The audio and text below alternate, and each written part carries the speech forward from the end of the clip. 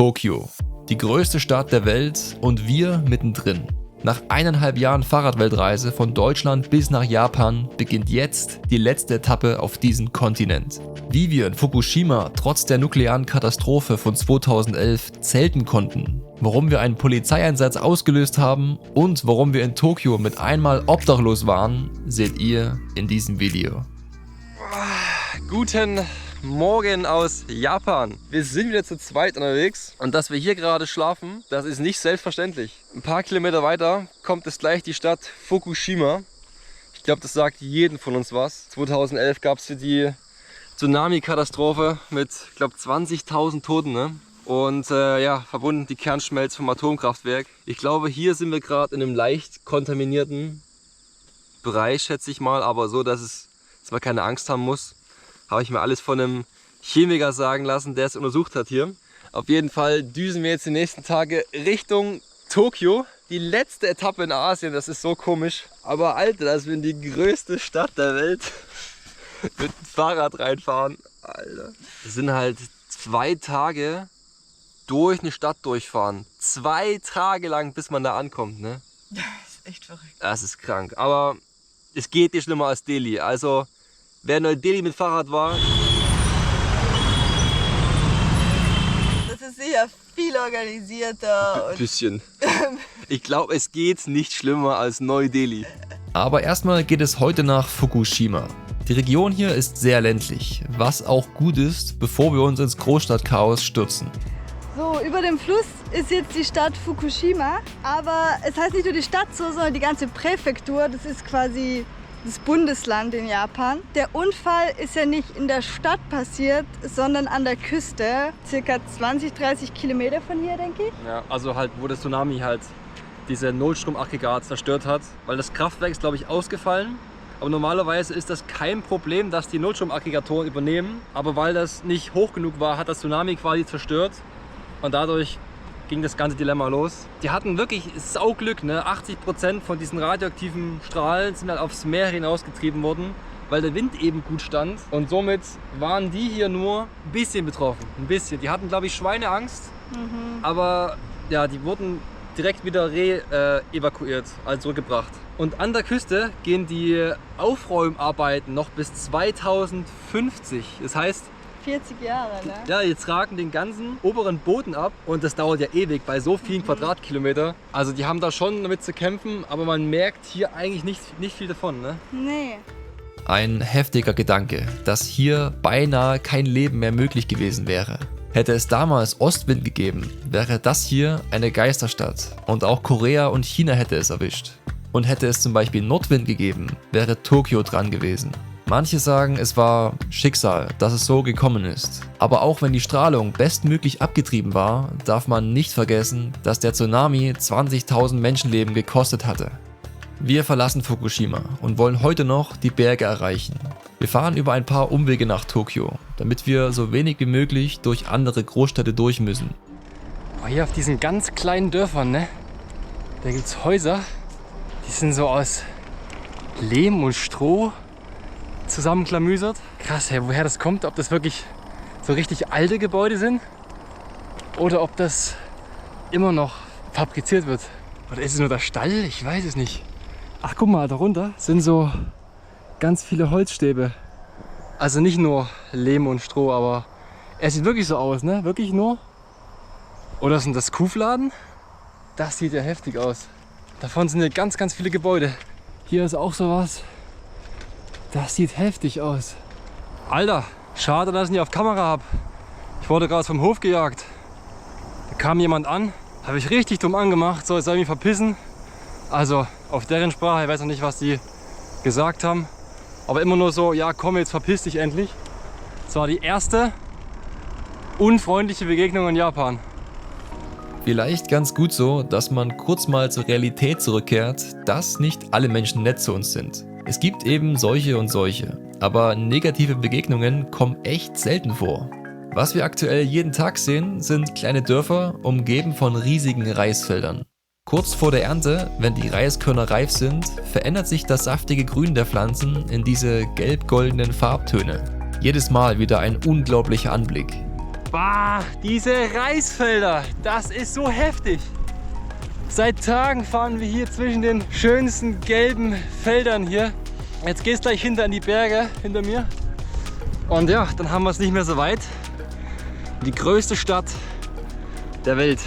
Ich bin schon ein bisschen aufgeregt, muss ich ehrlich sagen.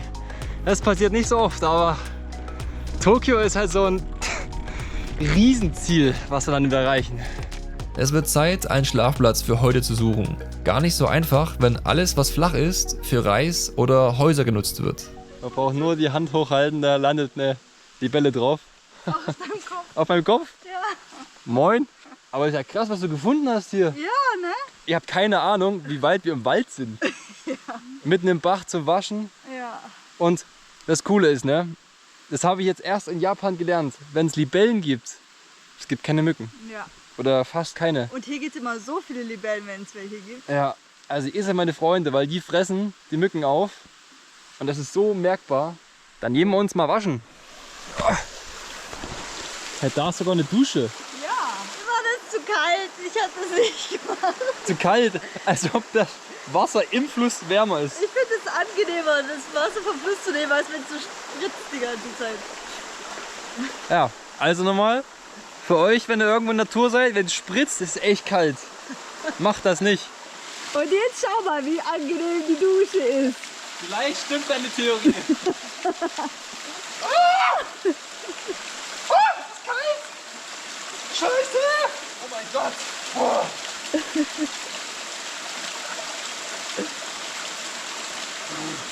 Ich kann mir nicht vorstellen, dass der Scheiß im Bach genauso kalt ist. Das war ja natürlich ein Witz, dass das Wasser kälter sein soll. Aber jetzt ohne Scheiß, es ist wirklich kälter. Was da runter kommt, ist eine Bächlein. Und was da runter kommt, ist deutlich kälter als im Fluss selber. Und ich glaube, das hängt hier mit diesen ganzen warmen Quellen zusammen. Also das muss eigentlich. Weil Japan gibt so viele heiße Quellen, wir sind an so viel vorbeigefahren schon. Das sind so wie eine Art Badehäuser, aber da darf man halt nicht filmen. Und vermutlich ist da oben irgendwie eine wärmere Quelle. Muss es sein. Wenn ich hier stehe, ist einfach so viel wärmer. Das ärgert mich gerade. Das darf ich auch nicht zugeben.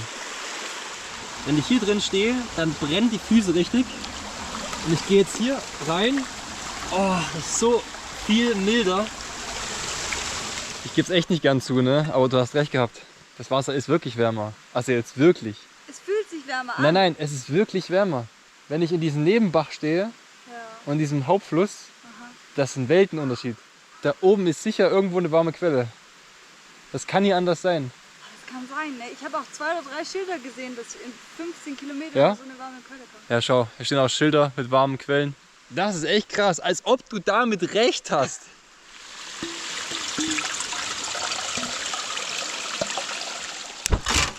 Boah, erschreck mich nicht so. Oh.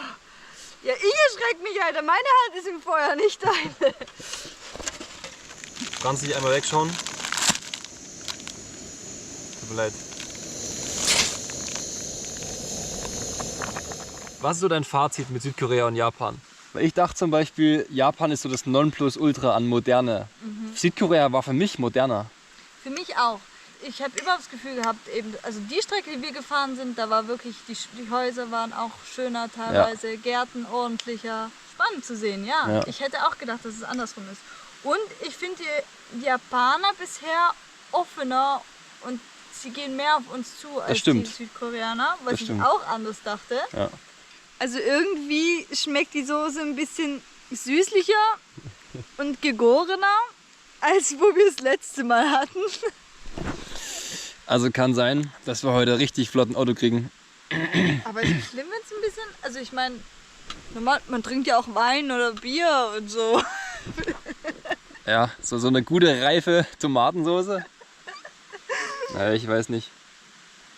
Oh, es riecht halt ganz komisch. Es riecht echt komisch, ne? Oh Mann, ey. Ich hab so Hunger. Boah, wie lecker, ey.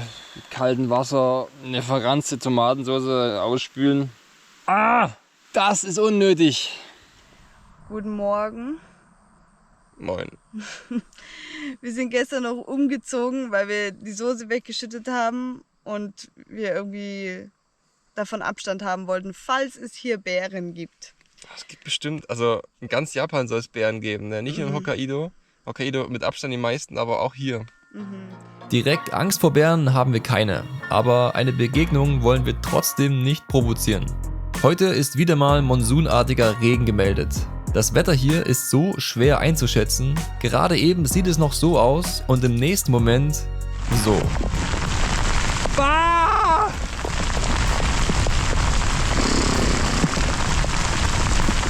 Also es nieselt weiterhin etwas.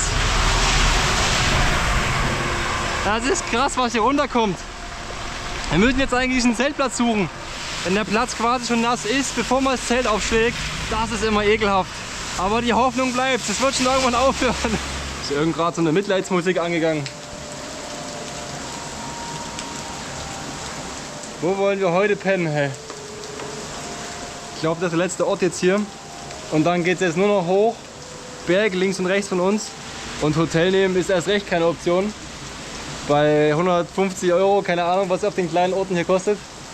Das ist so krass, ne? In Japan ist ja wirklich, wenn du von Sonntag bis Donnerstag Hotelzimmer buchst, ist günstig, geht voll. Aber von Donnerstag bis Sonntag, ne, es ist der doppelte Preis einfach mal. Mindestens, das ist überall so, in jedem Hotel. Es hört anscheinend nicht auf zu regnen. Und jetzt haben wir hier gerade dieses Häuschen gesehen. Und es sieht so aus, weil hier wirklich, hier sind 4 Häuser hintereinander, es scheint niemand hier zu sein. Aber kann man das bringen? Wenn die kommen, ist sehr blöd, weil wir sind wirklich vor ihrer Haustür. Hier ist halt echt, boah, es wäre schon derbe geil. Was Trockenes heute Abend. Damit habe ich schon lange abgeschlossen. Alter, wenn jemand kommt, das ist so peinlich. Also es ist halt so ein Gemüse- und Pilzverkauf, schätze ich mal. Das sind so Schilder. Müssen wir morgen ganz viel los, ne, wenn wir hier bleiben. Es kam echt gerade noch jemand vorbei, ne? Wie hat der uns gefunden?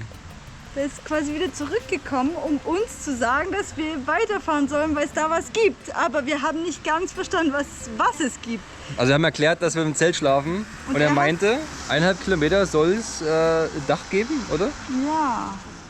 Das ist schöne Häuser. Der kommt bestimmt kontrollieren, ich weiß nicht. Aber ich traue dem Braten nicht, als ob es da oben ein überdachtes irgendwas gibt. Ja. Ja, also der Übersetzer hat Tento gesagt. Das wird er schon verstanden haben. Wir wollen ja niemanden auf den Sack gehen hier, also Ja. machen wir weiter. Guckt mal, da ist so ein Dachsymbol da oben. Da steht's.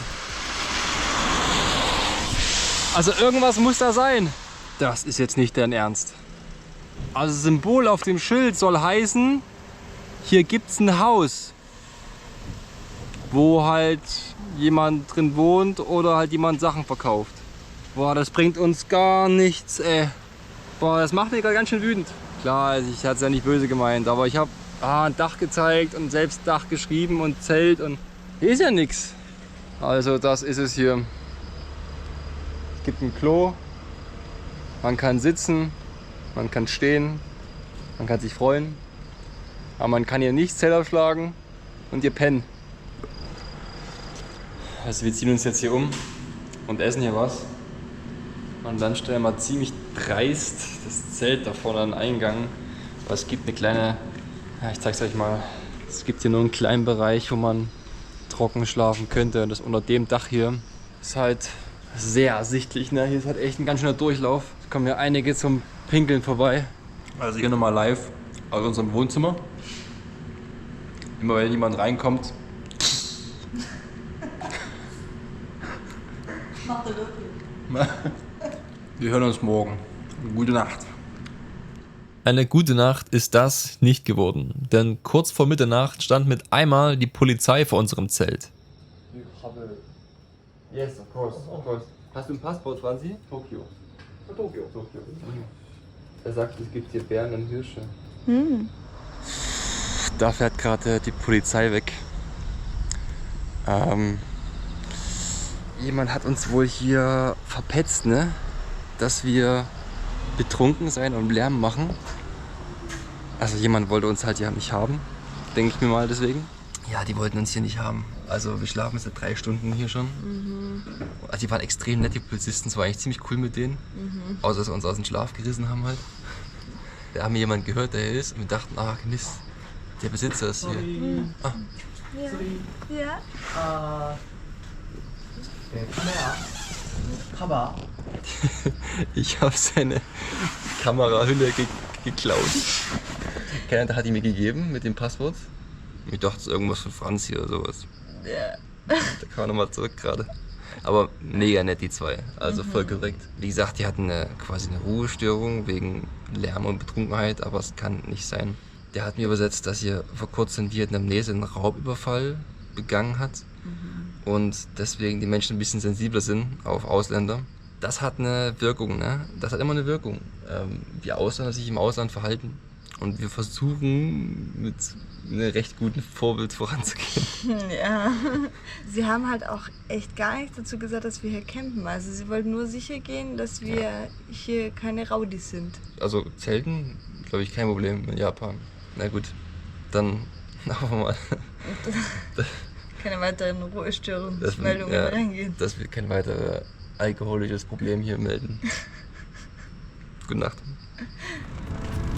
Boah, wie schön ist das bitte hier?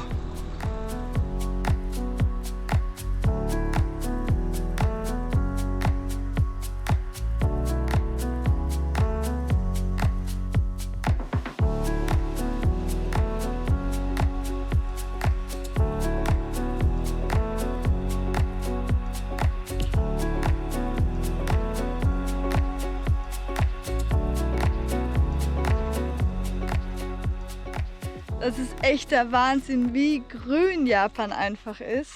Aber auch überall, ne? Entweder Ja. es ist Stadt oder Grün. Und die Polizisten meinten gestern ja auch, wir sollen vor Bären aufpassen. Also wir lagen mit unserer Vermutung nicht ganz falsch. Kann man auch irgendwie verstehen, wenn man das sieht, ne? Voll, so viele Wälder und so, das ist ja ein Paradies für die Bären hier. Jetzt wird es ernst. Es geht raus aus den Bergen und auf direkten Weg nach Tokio. Mit einem Mal ist alles flach und wir sehen die gigantische Reis- und Kornkammer der größten Stadt der Welt. 37 Millionen Menschen müssen hier irgendwie ernährt werden. Reis ist in Japan mit Abstand das wichtigste Grundnahrungsmittel und mit diesen Maschinen wird er geerntet. Ungefähr 500 Reissorten soll es allein in Japan geben. Yo, yo! Wir machen das nicht für die Sonne, wir machen das nur, weil es ein fresher Look ist. Ne, wir erreichen gleich die Metropolregion Tokio. Das heißt, ab da ist quasi nur noch Stadt und viele Dörfer und Häuser und sowas. Um sich das mal vorzustellen, ne, es sind über 100 Kilometer ins Stadtzentrum. Das ist so brutal. Wir fahren jetzt quasi über einen Tag ins Stadtzentrum. Unsere allerletzte Nacht im Zelt, bevor unsere Fahrradreise durch Asien endet. Wir bleiben unter dieser Brücke. Man hört zwar den Verkehr über uns, aber was Besseres finden wir heute eh nicht mehr. Morgen Abend wartet eine richtig coole Überraschung auf uns. Und rein geht's in die Stadt. Solche Wege hätten wir uns hier nicht vorgestellt, aber je weniger Verkehr, desto besser. Wir treffen uns heute spontan mit einem japanischen Fahrradweltreisenden, der schon so ziemlich alles von der Welt gesehen hat. Wir sind noch nicht ganz im Stadtzentrum. Dann machen wir morgen erst hin, weil wir bleiben heute in der Nacht bei Misamoto. Misomoto? Müssen nochmal fragen, wie es genau ausgesprochen wird. Der hat auch mit einer Frau In Italien gelebt. in Italien gelebt und hat auch schon die Welt mit dem Fahrrad bereist. Also Afrika, Asien, Europa, Amerika, also überall. Und jemand in Südkorea hat uns darauf hingewiesen, dass er hier wohnt. Und Jemand, den wir dort getroffen haben, hat ihn gekannt und hat uns quasi weitergeleitet. ja, Und das Krasse ist, dass er einfach, nachdem er die Weltreise gemacht hat, eine Ausbildung gemacht hat, um selbst Rahmen herzustellen. das wusste ich gar nicht. In Italien. Ach, in Italien? Ja. Ja, das sind so ganz spezielle Rahmen. Also die sind alles handmade. Das ist ja so ein Ding in Japan, ne? Also ich habe jemanden getroffen, der hat ein 25.000 € Stahlrad gekauft. Aber ja, die bauen halt wirklich 10 Stück, 20 Stück in einem Jahr. Mehr nicht. Das ist alles ja, Unikate. Wir haben ihn gerade gefragt, wie lange er gereist ist. Er ist 7 Jahre um die Welt gereist. Er war in jedem Kontinent und Wahnsinn, da freuen wir uns heute Abend schon drauf, uns ein bisschen mit ihm zu unterhalten. Jetzt sind wir gerade auf dem Weg zu seiner Wohnung, zu seiner Frau. Die wartet schon auf uns. Wir sind jetzt in der Wohnung von Misomoto und Yasuko, wenn ich es richtig wieder ausspreche. Und der Hund Toki hat ein bisschen Schiss vor uns. Hat es gerade allein gelassen in der Wohnung. Das ist quasi unser Gästeraum. Und heute Abend gehen wir mit denen noch zum Abendessen. Ziemlich cool. Können wir was anderes essen als aus dem Convenience Store. Sie haben mich auch gerade gefragt, was wir gerne essen. Ich muss dir leider sagen, dass wir nicht so viel probiert haben.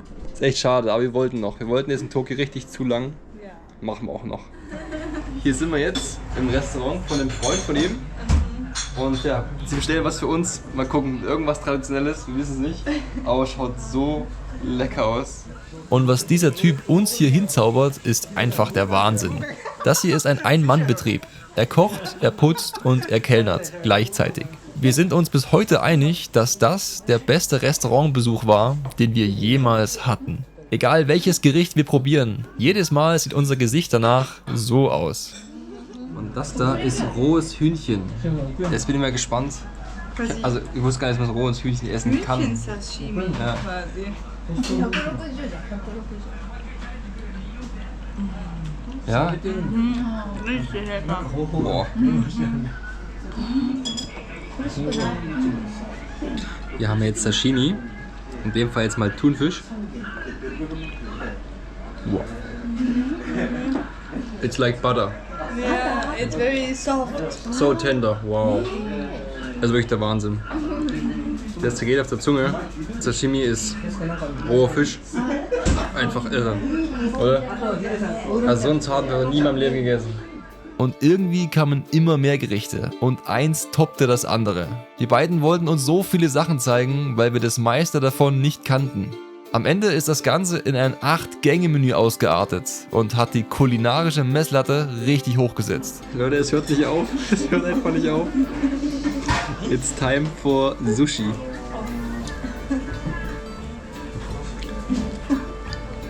Ich glaube, ich langweile euch, aber es ist einfach nur krank. So Es lecker. ist so unglaublich. Boah. Am nächsten Morgen ging es dann aber wirklich in die Innenstadt von Tokio. Wir halten nochmal fest. Wir sind nur noch 5 Kilometer entfernt vom Zentrum. Es ist echt wenig Verkehr. Es lässt sich so gut fahren wie in Innsbruck. Ja. Also, wo ist hier die größte Stadt der Welt? Hä? Aber schon 1 Kilometer nach dieser Aussage sah das Bild ganz anders aus. So stellen wir uns Tokio vor. Eine richtig lebendige Stadt mit vielen Menschen.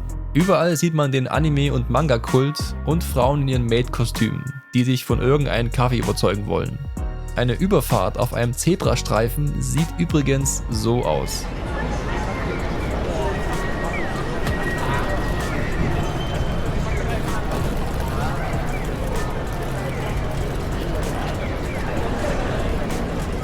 Aber seht ihr, wie rücksichtsvoll alle sind? Und trotz, dass wir in einer Großstadt sind, gibt es kaum Verkehr auf den Straßen. Das kommt nicht zuletzt daher, dass Japan das beste und meistbenutzte Schienennetzwerk der Welt hat. Wir haben immer gedacht, wenn wir in Tokio irgendwann ankommen, geht unsere Reise zu Ende. Jetzt sind wir hier und es geht tatsächlich weiter nach Amerika. Alter Schwede, ist Tokio sicher zum Radfahren? Ja. Das ist wie ein Dorf. Jeder passt so heftig auf und der Verkehr ist so geordnet. Finde ich wie so ein Elefant, weil ich irgendwie alle sind Verdrängst. so aufmerksam, Ja. dass ich könnte, ich weiß nicht, wie die das machen. Und wir haben heute ein Problem. Die ist obdachlos. Ja, die Hotels fangen einfach bei irgendwie 85 € pro Nacht an. Mindestens. Mindestens. Das Mindestens. ist das günstigste, was wir gesehen haben. Und das ist uns einfach zu teuer. Das heißt, wir haben jetzt übers Wochenende gesagt, wir nehmen einfach kein Hotel.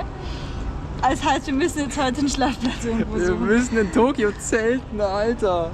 In Tokio zelten. Ich weiß nicht, auf der Parkbank schlafen oder sowas, denke ich mir so, okay, das fällt vielleicht nicht so auf. Ja. Aber wirklich so ein Zelt aufstellen ist halt so in your face. Ich weiß nicht, ob wir das machen können hier, ne? Naja, wir gucken mal. Vielleicht wird es irgendeine Brücke oder sowas. Irgendwie ist das cool. Eine Herausforderung auf jeden Fall. Eigentlich ist es doch so, wenn man zu wenig Geld hat, dann muss man improvisieren. Und wenn man improvisieren muss, dann wird es interessant. Ich finde so Reisen mit wenig Geld einfach am coolsten. So, was bringt ein so ein 5-Sterne-Hotel? So, zum Ausruhen, ja, aber erlebt mir halt nichts. Wir sind gerade auf dem Weg zu einem Schrein, wo wir daneben auch hoffentlich pennen können. Dieses Gebäude da hinten, dieser Turm, das ist das zweithöchste Gebäude der Erde. 600 Meter irgendwas, Sky Tree heißt er, glaube ich. Wurde uns erzählt. Keine Ahnung, wusste nicht, dass er in Japan ist. Boah, was ein Ding. Der kratzt ja wirklich die Wolken. Ja, der war gerade in den Wolken. Vielleicht können wir da oben schlafen. Safe. Vor dem Start dieser Reise hätten wir es uns niemals zugetraut, ohne eine gebuchte Übernachtung einfach so in einer Großstadt zu schlafen. Das machen doch nur Verrückte. Aber nach 18 Monaten Weltreise denken wir uns so, ja, also warum eigentlich nicht? Kann man ja mal machen. Diese Leichtigkeit bzw. Anspruchslosigkeit macht irgendwie Spaß, denn damit sind wir viel flexibler oder entspannter, wenn mal was nicht so nach Plan läuft. Das ist ja so ein cooler Ort. Ich liebe es gerade hier so sehr und dass wir jetzt zufällig hier am Abend sind und ich habe das einfach mal so schnell rausgesucht, wo können wir jetzt als nächstes hin? Und es ist einfach so schön. Also für mich ist das jetzt der schönste Ort, also Schrein, wo wir Das ist waren. ja alles schön und gut, aber wo wollen wir hier pennen? Ja, das wird ein bisschen Ich schwierig. dachte, wir pennen hier irgendwo. Ach so, nee, Hast du gesagt, wir pennen neben dem Schrein? Oder? nee, aber es ist ein bisschen außerhalb von Tokio, das war meine Idee. Ah, also, da wären wir an dem Park, den ich mir ausgesucht habe, wo ich hätte schlafen wollen. Ja, sind ein paar Menschen hier und ich dachte, es ist irgendwie grüner. Aber schön ist es.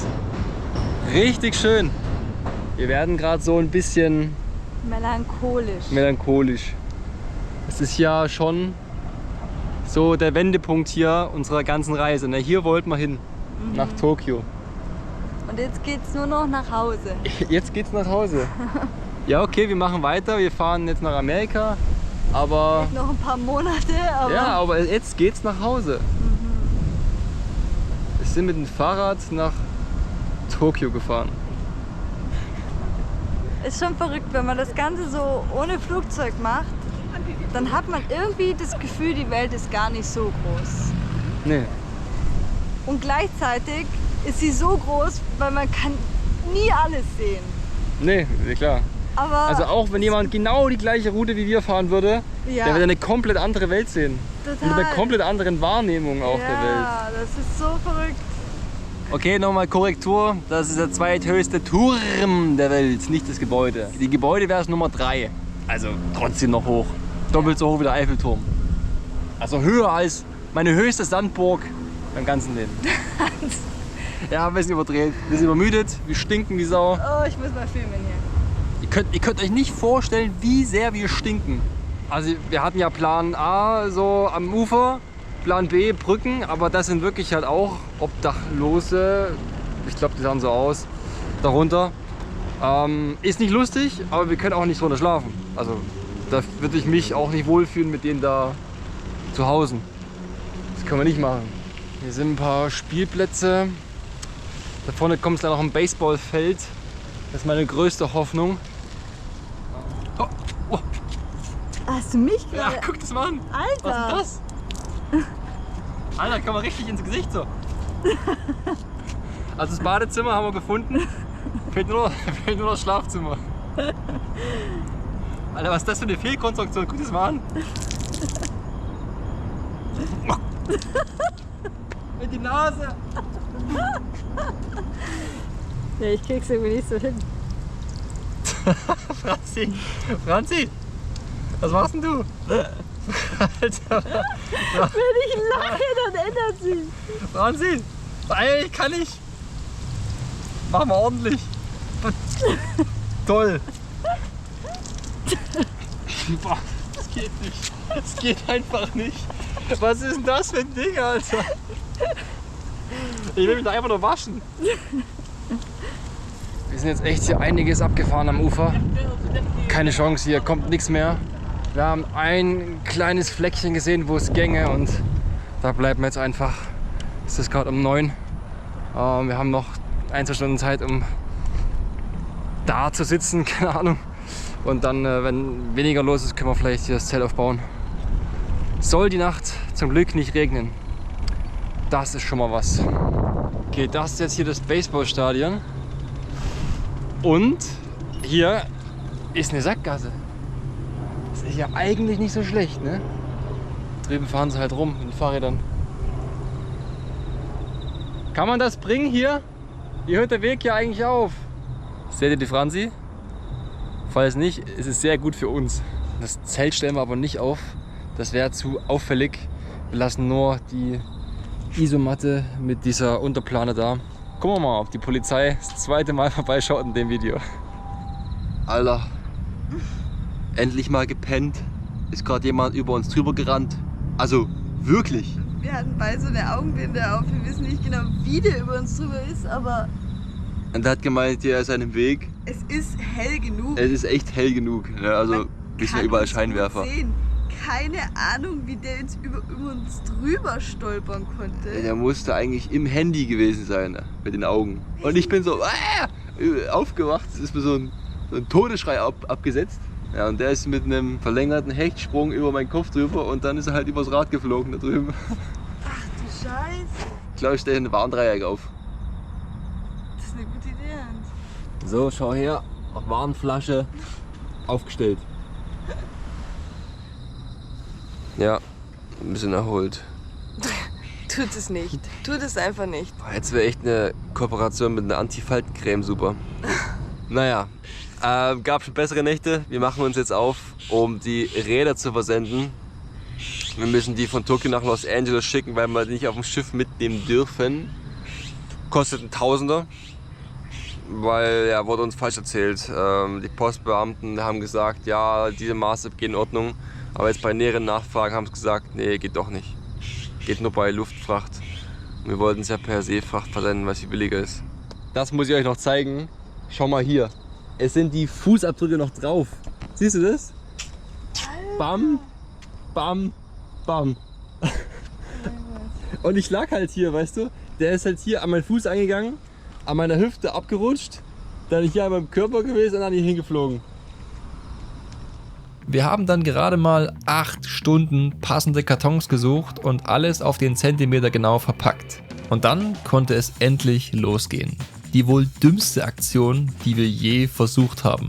Kennt ihr das? Vielleicht von zu Hause, wenn man von der Garage bis zur Haustür etwas Schweres mit einer Sackkarre transportieren will? Bei uns genauso, bloß dass wir damit von Tokio bis nach Singapur müssen. Weil von Singapur das einzige Schiff noch in diesem Jahr von Asien bis nach Amerika fährt. Die Räder haben wir versendet, ne? In die USA. Die sind schon auf dem Weg. Die ganzen 10 Taschen am Fahrrad, die können wir nicht mitsenden, ist zu teuer. Das heißt, man kauft sich normalerweise Koffer. Aber nicht wir. Wir haben 2 Sackkarren gekauft. Faltbare Sackkarren. Alter, das schaut aus. Und Karton gab's umsonst. Ey, ich krieg.